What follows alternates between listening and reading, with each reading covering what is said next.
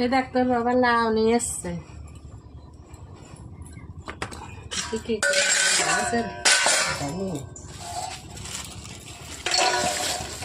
মাছ আনেছে,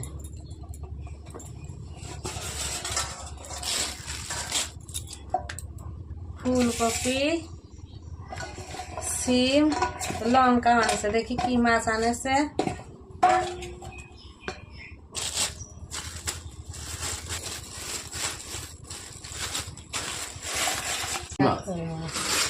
কাতল মাছ আনেছে আজ।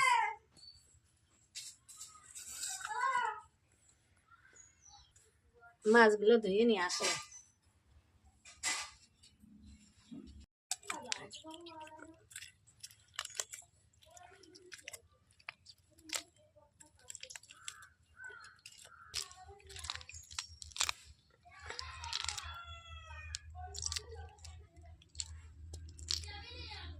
মাছের তরকারিগুলো সুন্দর করে কেটে নিই। আগে ফুলকপিটা কেটে নিই।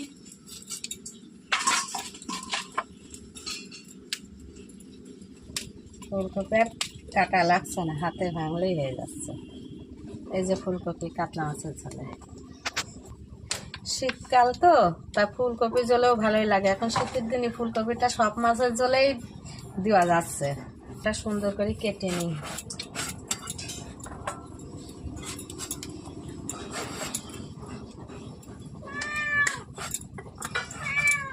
এই যে আমার বেগুনটা কাটা হয়ে গেছে।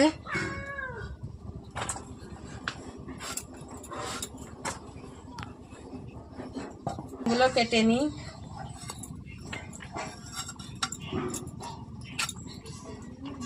কাতলা মাছের ঝোলে সিম যদিও চলে না, তবু আমরা দিচ্ছি। আমার খেতে খুব ভালো লাগে সিম ঝোলে, তাই আমি সিম ঝোলে দিচ্ছি। এই যে আলুটাও সুন্দর করে কেটে নিই। কাতলা মাছের ঝোলে শুধু আলু দিয়ে রান্না করলেই ভালো হয়, কিন্তু শীতের সময় তো সব সবজি দিয়ে আমি রান্না করব। আলু, সিম, বেগুন, ফুলকপি, মানে সমস্ত সবজি দিয়ে রান্না করব। এখন শীতের সময় ভালো লাগে। পরিমাণ মতো লবণ দিয়ে মাখিয়ে নিই, হলুদ দিয়ে নিই। মাছটা সুন্দর করে ভেজে নিই।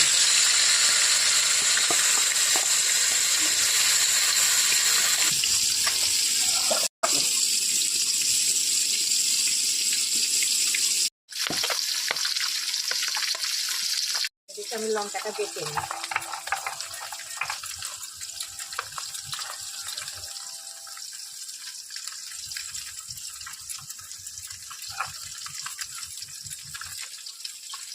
কিছু পাকা লঙ্কা, কিছু কাঁচা লঙ্কা দিয়ে মিক্সচার করে ভাজতে পারি।